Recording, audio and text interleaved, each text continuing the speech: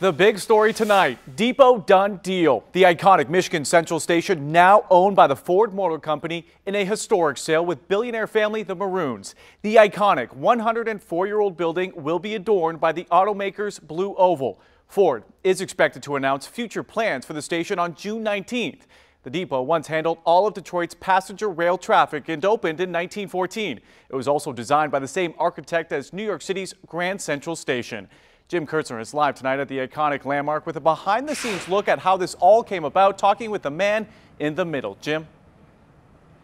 And he is longtime media mogul Keith Crane and his publisher Mary Kramer convinced the Morouns to hold a big-time Detroit event with business people inside the station here last September, the Detroit Homecoming.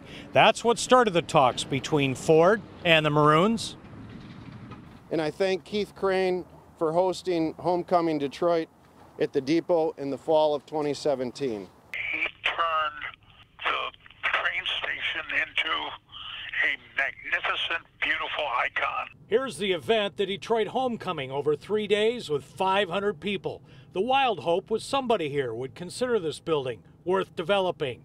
A month later, Ford and the Morouns started talking. I would not have guessed Ford Motor Company, but I'm delighted Ford saw it. I'm delighted Ford's interested, and they're going to go ahead with it. It's an exciting place to be right now. At a news conference this morning, Matthew Moroun made it clear this was something his family would not develop, and whoever did would have to take it all on. Ford fit. The developer had to be the owner and the user. I would characterize the negotiations as respectful, and they were not protracted in any way. The Michigan Central Station closed in 1988 and has been sitting vacant ever since. The Morouns bought it in 1992. In 2009, the Detroit City Council passed a resolution to tear it down as the biggest city eyesore, but that was ignored. In 2013, the city cut a deal for the owners to install windows. That was in exchange for some land along the Detroit River, possibly for a second bridge to Canada. We actually locked it into a contract, and I believed if you put windows in that train station, people would see potential instead of seeing blight.